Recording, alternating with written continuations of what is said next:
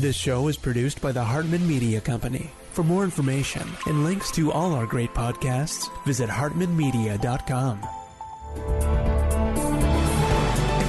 Welcome to The Commercial Investing Show, where we analyze, explain, and exploit the opportunities presented in today's commercial property marketplace. If you're interested in apartments, mobile home parks, self-storage facilities, and other income property, you've come to the right place. We'll explore what's hot and what's not in markets nationwide in the relentless pursuit of return on investment. Here's your host, Jason Hartman. It's my pleasure to welcome Anita Campbell. She is founder and publisher of Small Business Trends, an online community reaching over 2 million small business owners monthly. She is founder of Small Business Book Awards, Small Business Influencer Awards, and Biz Sugar. She's an internationally renowned small business expert, and she's author of Visual Marketing, 99 Proven Ways for Small Businesses to Market with Images and Design. And today we are going to talk about her recent rankings of the best cities for business, for small business, and this will interplay a lot with real estate investments. So let's dive in. Anita, welcome. How are you? I'm doing great. Thanks for having me. Good. And you're coming to us from the beautiful Naples, Florida. Is that correct? That's correct. I love it here. Paradise. It's absolutely a great place. I love that city. So let's talk about your recent rankings. One of the other interesting things I want to get into is rankings not just of the cities that everyone knows about and thinks about, but also some of the rural areas that have a pretty robust entrepreneurial scene. Nowadays technology is changing everything, so that is possible, unlike it was in the past. Tell us a little bit about these rankings. Yes, so we did our own proprietary rankings of the best cities, and we did 5 different rankings. We did them for women entrepreneurs, for minority entrepreneurs, for young entrepreneurs, or you might call them millennials. We did them for small businesses in general that are under 50 entrepreneurs. And then we also did it for serial entrepreneurs. So in other words, entrepreneurs who had started at least 3 businesses. Some fascinating results. Being from Florida, I was just blown away to see how well Miami ranked in quite a few different areas. It was number 1 for women entrepreneurs, number 1 for minority entrepreneurs. It was also number 1 for small businesses. So in other words, those with under 50 employees. And then it also ranked number 2 for serial entrepreneurs. So how's that? I mean, that was like the most... That is quite surprising, especially since I try to stay away from Miami whenever possible. And interesting. I can certainly see the minority rankings. Maybe a little surprised about the women rankings. What were the other ones? How did the serial entrepreneurs do in Miami? Number 2. Huh. So, yeah, surprising. Okay. Now, small businesses in general, they were number 1. So. Yeah, okay, good. So I'm curious, how do you know this? I mean, what do you call, I guess, define entrepreneur, right? Is it someone with a little food stand? Is it a tech entrepreneur? I mean, obviously there's quite a range. Define that a little bit for us and how you what the methodology is. So it is a very broad definition of anyone who starts and owns a business. So really that could cover, well, we know in the United States there are 30 million that fall into that definition. So it's very broad by design to cover them. So in other words, you're not working for a paycheck is the idea. You're not working for someone else and pulling in a paycheck. This could be anything from a solo entrepreneur by himself or herself, or, up to the 50 employees. So it's covering a pretty good range there. I think what's exciting about it is it shows how people really like to be independent. They want to go out, they want some freedom, they want to start their own business. This is a great country where you can do that. Mm-hmm. Yeah. Okay. How would you rank serial entrepreneurs, though? I don't know how you would rank a city on, okay, I'm starting my 3rd company. What's the best city for me? That's a really kind of a surprising one. I would think that'd be very hard to determine, really. Well, we had the benefit of, first of all, US Census data. The US Census does various tracking of businesses, and they do something every few years called an economic census, first of all, which you're actually required to fill out if as a business owner. But also the Kauffman Foundation does something called I believe it's called the Entrepreneur Survey. And they actually work with other data and they marry it up with the census data. Mm-hmm. And so we get a really good picture of entrepreneurs. And so what we did in our publication is we hired a professional statistician and we said, let's take a look at this data. Now, we didn't just list like pure numbers of entrepreneurs, because if you do that, then you're always going to have the biggest cities are always going to win. New York City, Los Angeles. I mean, they're always going to be at the top. Mm-hmm. What we said instead was, we're going to look at these cities and we're going to see what percent of the population in those areas fall in the definition of entrepreneurs. And so that's how we did it. We said these cities have a higher concentration of entrepreneurs of certain types, whether it's women, minority, whatever, versus other cities. So that's why, even though, for example, the city of Houston is a very large city, I forget, it's maybe the 5th largest city in the US, and I think it only appears on here once or twice in the rankings. It does not dominate the rankings at all. So really think about that. We say Miami is an entrepreneurial city. It's a friendly city to small businesses. Why? Because there's just a higher proportion of business owners in that area. Mm-hmm. And I think that's pretty exciting. And so that's how we did it. And we had this statistician crunch the numbers, and she came up with these rankings for us. Mm-hmm. And that's why you see cities such as Raleigh being on here. Portland was in quite a number of rankings because Portland is, it attracts a certain entrepreneurial population. Portland, the place where young people go to retire. Right? Yeah. No, and it prides itself on being weird. So it's a very different city. Yeah, I think a lot of young people in Portland need to get a job. Okay, so what does this tell us? Well, let's talk about the rural thing for a minute. Mm-hmm. That's pretty interesting. Maybe the first time in history it's really been possible to do anything significant in the entrepreneurial world from a rural location. What places are thriving there? So we're seeing some real concentrations of certain types of businesses. For example, in the Appalachian area, there are quite a few artisanal food businesses, startups. And so in various regions, you see those. You also see areas that tend to attract a lot of artisans and craftspeople. There's a huge, I would say, maker culture out there of inventors, but there's also this handmade movement, this crafter movement. Sure. That's why, Etsy is huge, but that's also why Amazon got in it with Amazon Handmade. Yeah. And the Amish communities have been doing that forever. Amish communities, right? Yeah. And there are also quite a few areas that attract significant tourism. Mm-hmm. And, a lot of the providers in, the hospitality and restaurant and other businesses are small businesses and entrepreneurs in these tourist-heavy areas. Mm-hmm. So you see a lot of that.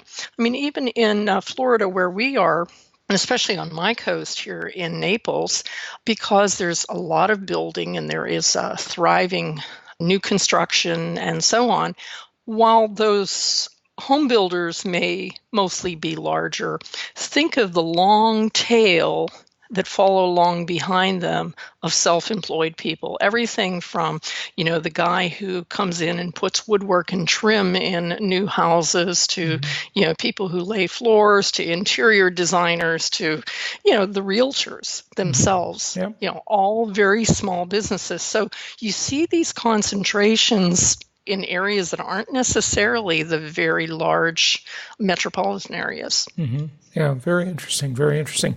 What does this tell us about the economies of these places? I mean, at first glance, one might say, okay, well, these are the hot places for entrepreneurs, so that must be where all the money's going. It must be where I should go and buy up properties.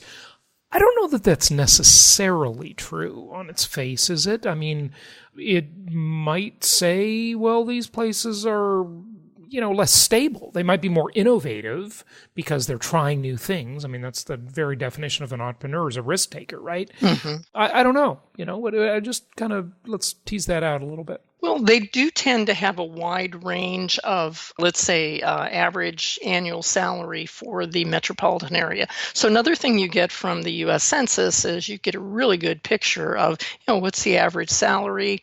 There's even a website that I have nothing to do with this website, but they pull in certain information. It's called datausa.io, and it kind of slices and dices a lot of this different information.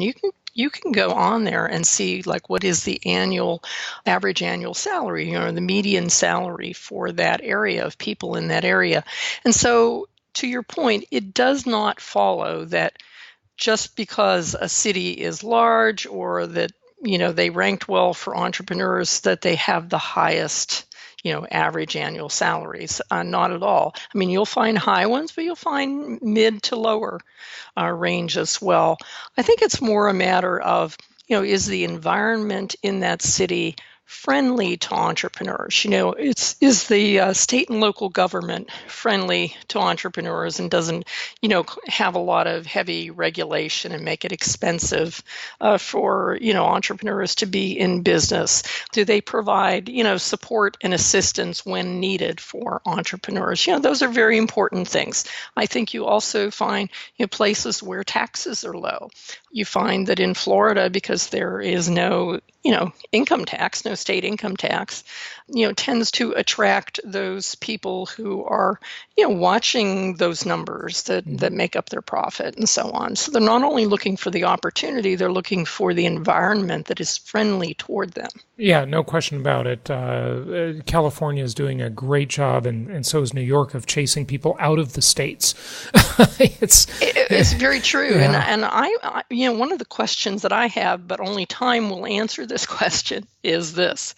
Some of the cities that rank well are like San Francisco, but, there's a lag there. And I'm There's a wondering big lag. if you come back in a year or two, we're going to see these same rankings, because you just wonder if the opportunity can possibly be sustained in these areas that are undergoing so many challenges right now with the homeless and other things. And I'm got to believe it's affecting their economies. So you may start to see entrepreneurs that just decide, well, hey, maybe Miami's a better place for me. Yeah. Well, and Miami's got its own share of problems, but it is amazing how inconsistent really it is between cost of living and quality of life. I mean, that is amazing to me. When I left California back in 2011, I was just stunned. I mean, my mortgage payment was about $11,000 a month in Orange County, California, all in. And I moved to Arizona and I rented a gorgeous place for $3,600 a month. It was better. My life was just better in almost every way. Taxes lower. I mean, that, you cross the state line, your taxes go down, state taxes by 69% approximately. It's just an amazing difference how quality of life does not directly relate to cost of living. Cost of living is a very important thing in the lives of entrepreneurs, as I'm sure you can imagine. Especially the younger and the more startup oriented you are in a small business, you want to keep those expenses very, very low. So you're going to be looking for the places where you can have a low cost of living. And that could make the difference between your business being able to survive or not. I think that's one of the things that really contributed to the dramatic growth of Austin over the past couple of decades. But Austin has become pretty expensive and seriously overcrowded, if you ask me. Talk about Austin at all. Have you thought or addressed that very much? Because that's, known as like the San Francisco of the middle of the country, right?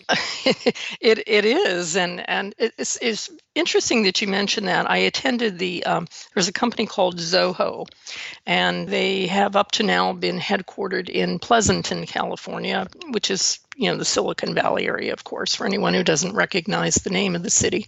But in any event, they are moving their headquarters to Austin, Texas, and they've mentioned a variety of financial reasons, even though they own their own building in Pleasanton. And they told me they actually located in Pleasanton because it was less expensive than downtown San Francisco when they bought their building, which, I don't know when it was, 15 years ago or something like that. But now they're moving to Austin because what they found was when they went out to hire people, they found a lot of the people they wanted to hire wanted to be in the Austin area. Mm-hmm. They like Texas. And so now they're going to be moving their entire headquarters from this company. And they're actually quite a sizable company. They have a lot of people worldwide, but this will be their U.S. headquarters. So I think it's trendy now. Now, what happens in, 10 years? They could have a variety of issues going on in Austin. I don't know, but right now it's attracting a lot of people. I know it's a trendy place for entrepreneurial conferences and so on to be held right now. I mean, it's, and certainly I think it's less expensive. It's easier to get to than, for a lot of people in the U.S. to have to travel to one coast or the other, so who knows what will happen with Austin. Interesting. Well, we shall see. What other insights do you want to share with our audience? Doesn't necessarily need to be about this directly, but just anything in your different research and such. Well, I'd like to talk about the movement to the $15 an hour minimum wage. Mm-hmm. There being this movement on, and it tends to affect small businesses that are in retail, that are in restaurants, in businesses where you tend to bring on people that you have to staff your business with certain people, and maybe you're bringing on new people, and so they're relatively new in the labor market. You don't have a lot to spend, and I think those small businesses will be the hardest hit by a $15 an hour minimum wage. We're already seeing some backlash there, and I'm wondering, a lot of that is coming from West Coast cities. I wonder what's going to happen as far as these rankings in a few years, as these minimum wage laws take hold, and are they really going to drive these entrepreneurs and small businesses out of those areas? Mm-hmm. They just may not be able to afford to start a business or be in business in those areas. Well, and of course now we have this goal to make the federal minimum wage $15 an hour. I call it minimum wage maximum unemployment because that's exactly what will happen. And it's amazing. These policies that claim to help certain groups of people absolutely hurt them. Why does the government need to get involved in a transaction where somebody wants to work and somebody wants to hire? Why does the government need to get in the middle of that? I just don't understand it. But it is the way it is. I mean, certainly, I remember last time I was in Seattle, right on the restaurant check.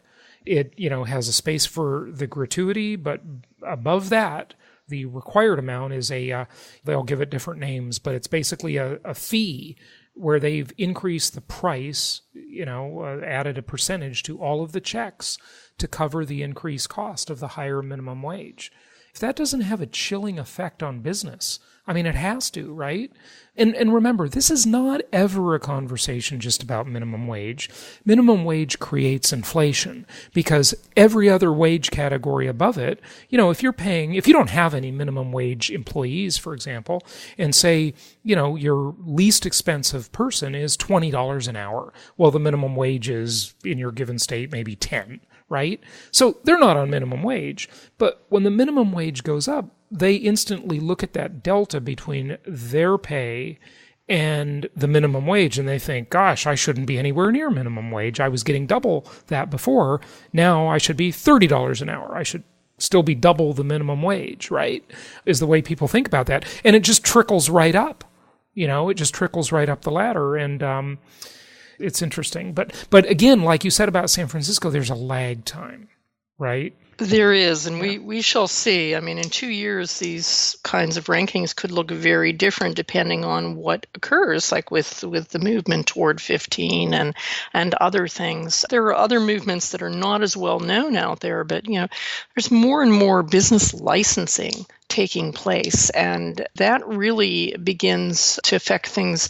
I don't know if you're familiar with the I think it's called the Institute for Justice, and they follow these licensing requirements, and then they bring suits to try to eliminate them when there's no good business reason or societal reason to protect the public, for example, for having business licenses. So you might have heard about how hair braiders, African American women who braid hair, have been required to get like full barber and beautician licenses and go through 2 years of schooling, and all they're not coloring hair, they're not doing they're just merely braiding hair. And so they've been very successful in the courts to eliminate those kinds of unnecessary licensing requirements. I mean, while we're at it, why not just require that parents get a license to braid their daughter's hair? I mean,